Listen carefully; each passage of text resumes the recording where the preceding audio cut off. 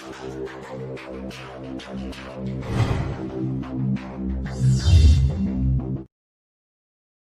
students, today we are discussing the Van der Waal gas equation. Before that we did ideal gas equation. When we know this, the ideal gas law is based upon the assumptions that the force of attraction between the gas molecule is negligible. Means they are not considering any type of interactions like dipole-dipole or dispersion forces between the gas molecule.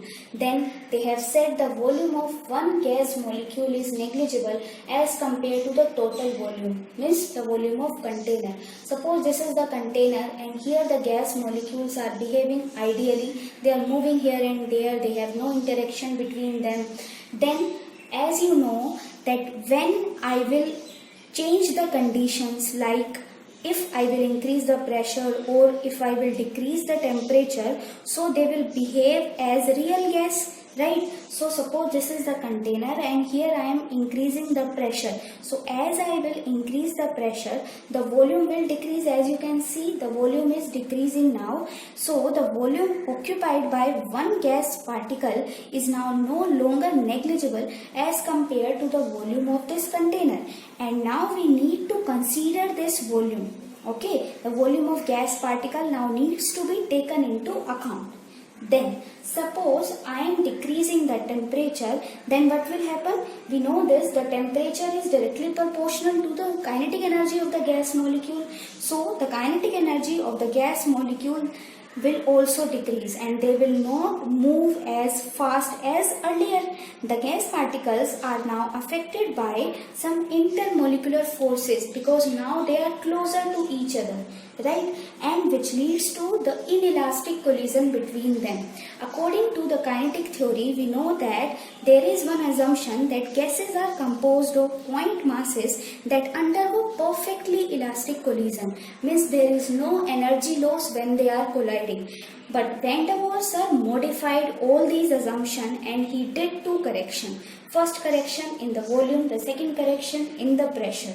So he said that now the volume for the real gas will be equal to the total volume as in the ideal gas equation minus the volume occupied by gas molecule.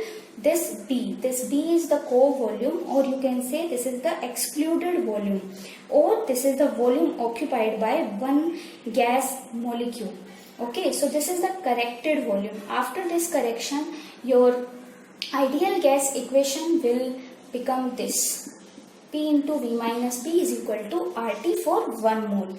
Then he did pressure correction. He said now pressure for the real gas will be equal to the pressure as earlier plus pressure loss due to the interactions. And we know this P dash is directly proportional to the amount of gas, means the square of the number of moles of the gas molecule. It is directly proportional to the square of the density and it is inversely proportional to the square of the volume. Now if you will remove this proportionality, so we can write it as A by V square, right, in case of volume. And you know this, now this will become P plus P dash is your A by V square, right? So this is the corrected pressure. Now for 1 mole you can write this equation for 1 mole. So for 1 mole your corrected gas law is P plus A by V square, this is the corrected pressure, and volume is V minus B is equal to RT for 1 mole. And if you want to know the value of this equation for the n moles, so you just need to add